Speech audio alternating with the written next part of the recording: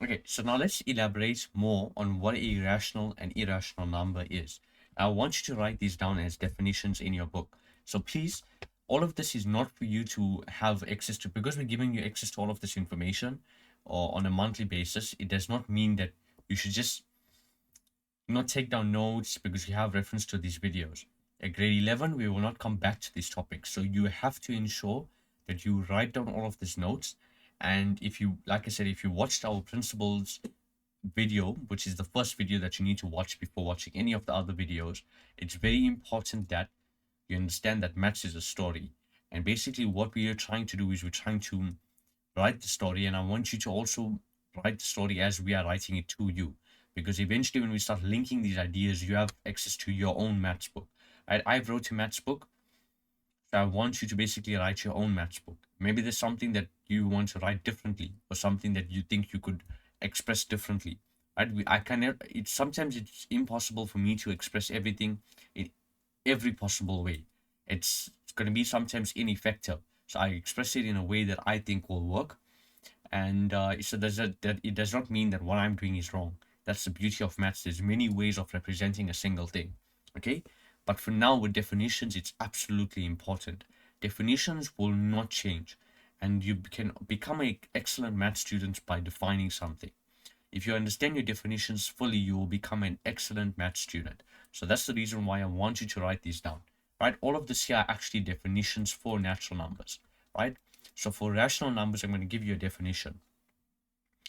A rational number is a real number that can be written as a fraction. So a rational number is a real number coming from here. It's a real number that can be written as a fraction. So that's the first key word that I note here. Fraction. Okay? And there's another part that we need to write here, but with a non-zero denominator. So the denominator cannot be zero. So let's understand, if I spoke about something, at first I spoke about was fractions, I then said non-zero denominator, and let's understand what a fraction is, because this word is a new word that we're basically gonna see in the first module. A fraction is a ratio of integers. Very important. It's a ratio of integers. I want you to write that down. So basically, it's an integer over an integer. This is why I strategically taught the number systems in this order. We're discussing integers first, then rational numbers. It's because we need to understand what an integer is in order for us to discuss what rational numbers are. Because rational numbers are integers over an integer. Okay, understood. But what you need to remember, if I have to write it mathematically, it's a over b, where a and b, right? So a and b are integers, but b cannot be equal to 0. That is what we meant by a non-zero denominator. Understood? So that's the reason why, if I have to go over this again, a rational number is a real number that can be written as a fraction.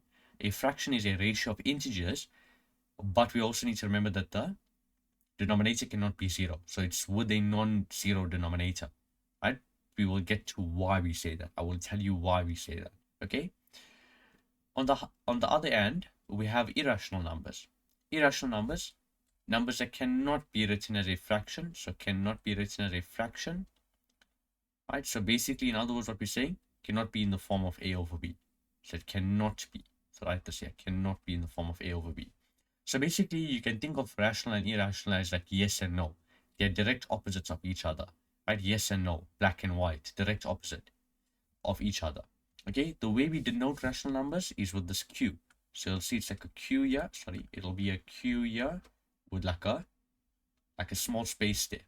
And the way we denote irrational numbers is with the q and having the same space, but we put this apostrophe there and we call that prime. So q prime, okay? Hope you understand that. So that's the way we denote rational and irrational numbers. So now if I have to ask you a question, is 1 over 2 rational or irrational? You'll tell me that this is rational, because you'll check the numerator, you'll check the denominator, you'll say, okay, that's an integer, so therefore it's rational. If I asked you, is 0,5 over 2 rational or irrational? You'll check the numerator, you'll check the denominator, isn't it? Well, no, there's something that you need to do before you can even do this entire test. You need to simplify this, because see, this question we can simplify it. What this is basically stating is half divided by 2. So it's half divided by 2. How do you divide fractions? You change the division sign to multiplication, and you swap the numerator and denominator of the second fraction. So this is actually 2 over 1. If I swap it, it's 1 over 2. So therefore, it's 1 over 4. Now is the numerator and denominator an integer? Yes, it is. So therefore, this here is actually rational. So for us to complete this definition for rational numbers, we need to state something. We can safely conclude that a number is rational once we put it in the simplest form. Very important. Once it's in the simplest form, now we can say that this definition is complete for rational numbers. Because you can see here, people will or students generally get tricked, because if I taught it in the way of integer over integer, this number is not an integer. Half is not an integer. And half by itself is actually rational. Right? If you think about it, 1 over 2, that's rational. Integer over integer. Right? So yeah, so that's the way you must think of it. So it's not an integer over an integer, but if you simplify it, it does come to a form where it's integer over integer. And I need you to remember something. These equal to signs here are not written because our teacher tells us to. It's because of notation. We write it down because what we are saying is that half over 2 is actually a re-expression. Write this word down. We're going to see this word again. It's a re-expression. A re-expression of half over 2. Okay, so 1 over 4 is a re-expression of half over 2. So it's just a different form. Right, and that's all we do in maths. That's all we do in maths. I spent over maybe 10 years in maths to understand one thing, is that we either simplify or we solve. This is all we do in maths. We simplify or we solve.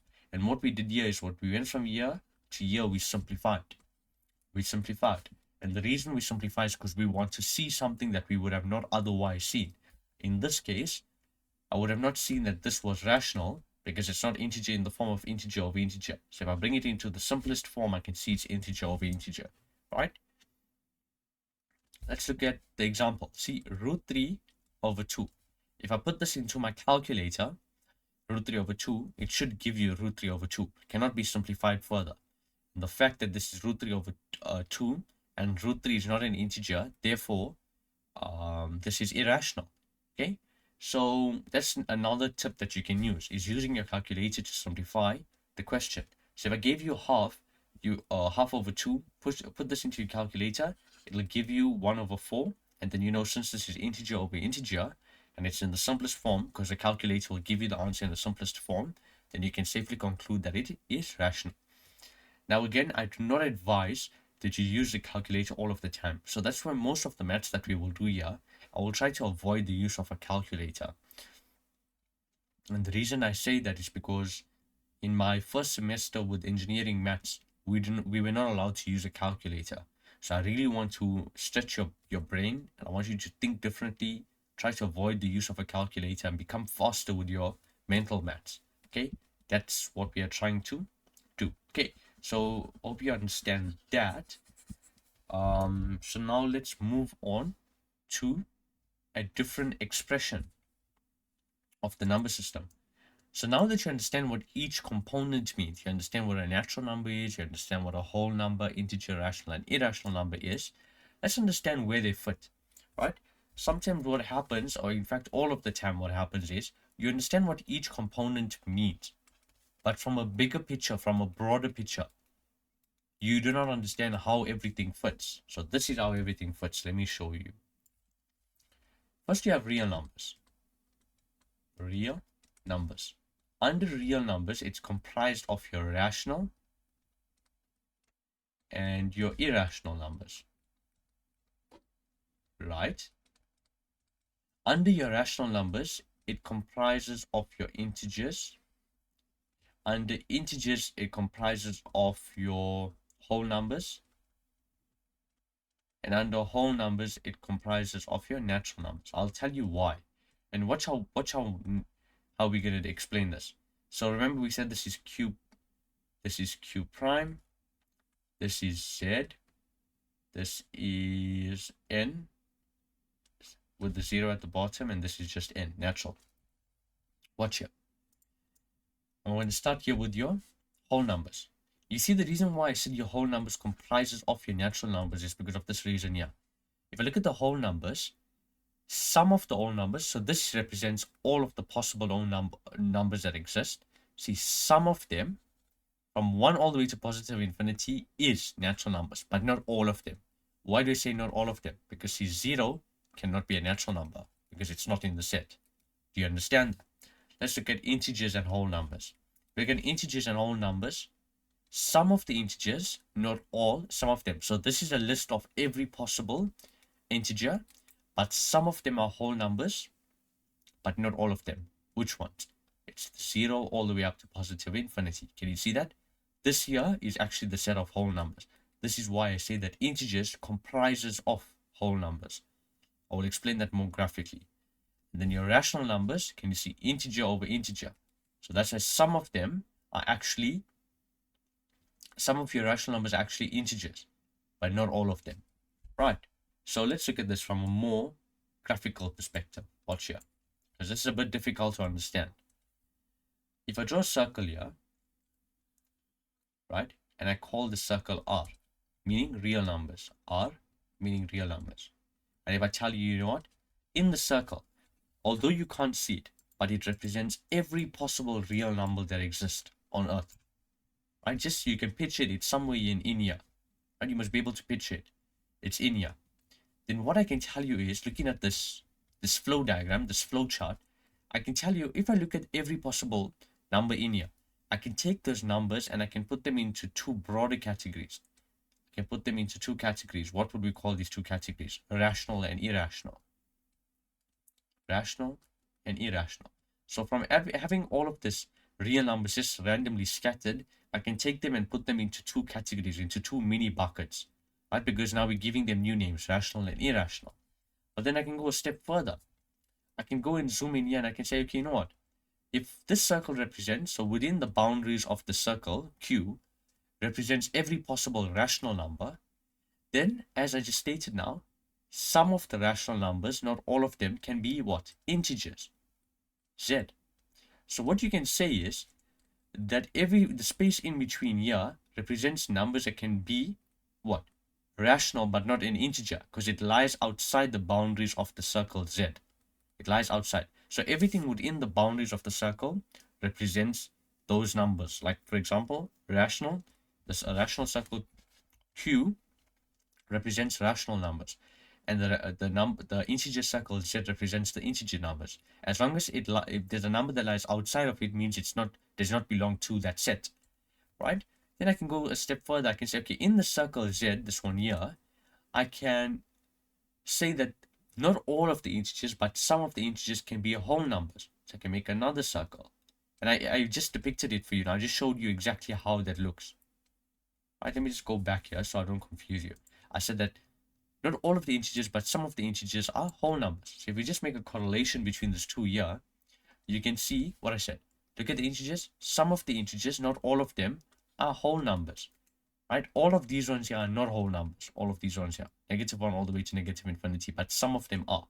That's why I drew a circle inside there.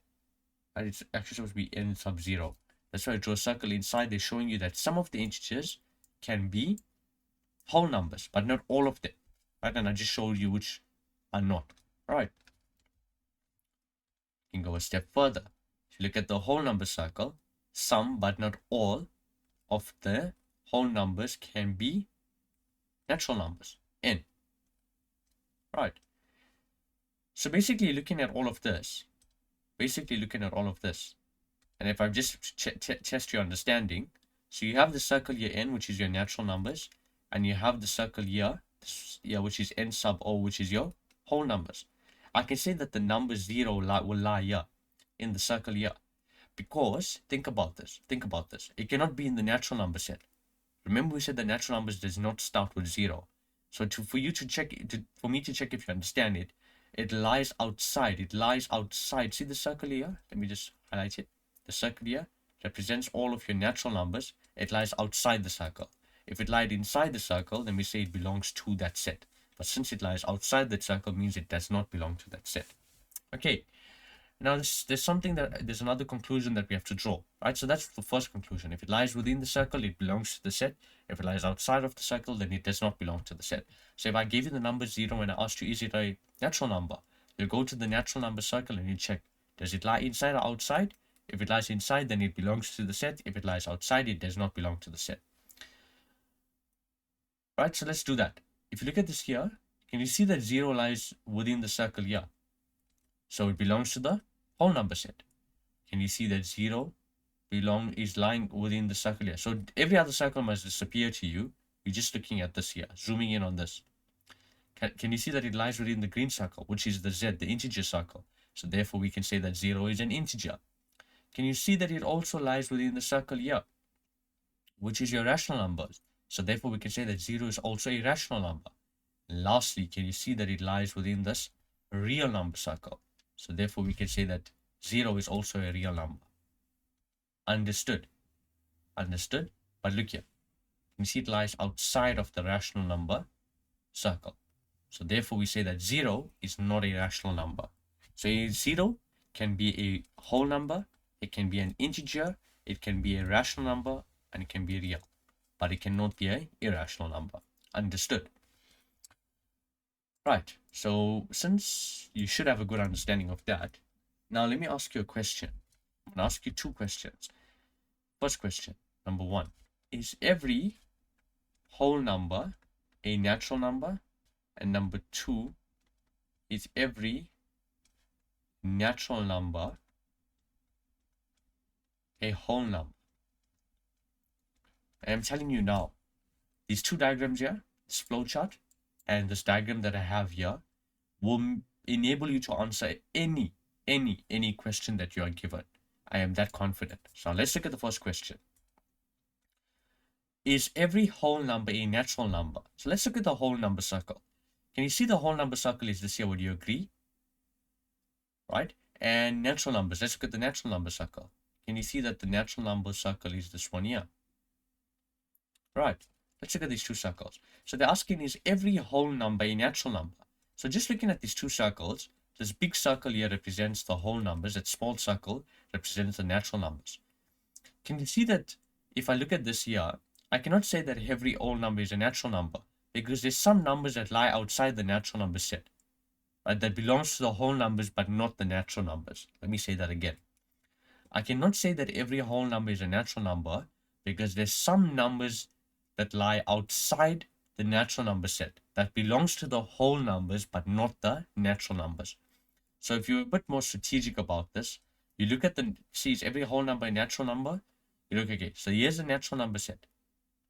Here's the whole number set. I can say that since the natural number set has some numbers outside of it that belongs to the whole numbers, and we cannot say that every whole number is, because there's some numbers that lie outside. And we just discovered that that number is 0.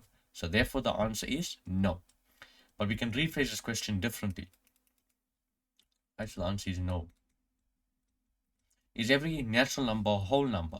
So look at the natural number set, there's a natural number set. Look at the whole number set, there's the whole number set here. You see, every natural number is a whole number because all of the natural numbers, remember this represents every possible natural number to exist. It lies inside the whole number circle. It lies within the boundaries of the whole number circle. So therefore we can say that every natural number is a whole number. Therefore this answer is yes. Right? So that's how you will solve these types of questions. These are more like to check your understanding if you actually understand the topic that you're given. But let's do another example. Right? Is every rational number real, or a real number? That's 1. And number 2, is every real number a rational number? Right. So let's look at this. Is every rational number a real number? If we look at the rational numbers, it's the circle Q. Is every number within the circle Q within the circle R? Think about that. Is it? So looking at this big circle, looking at that small circle inside, you can say that the answer is yes, because every number within the small circle is within this big circle. So block every other circle out and just look at these two circles, right? Then let's take this out. Let's do the thing again. Is every real number a rational number? So you can see that this real number circle here lies outside the rational number circle. Because I'm asking you, is every real number rational? And since there's some numbers that lie outside of the rational numbers circle, then we can say that the answer is no. Because all of these numbers here, everything that lies outside, if I could shade it in here neatly, all these numbers here are what we will say lie outside of the rational number circle. So therefore they are not rational. They are real but not rational. So therefore every real number is not rational. Okay, and basically that's our discussion for the real number system. Well, actually this part I'm going to just elaborate on two more things, in fact 3 more things: non-real numbers, undefined, and surds. And then we'll conclude our ideas on this module. I hope you understand everything so far. If you have any questions, you can ask me at the WhatsApp widget at the bottom. You can ask me questions there or WhatsApp me directly, and I will send you a voice note or a short video explaining the any questions that you have. Okay, yeah, so that's about it.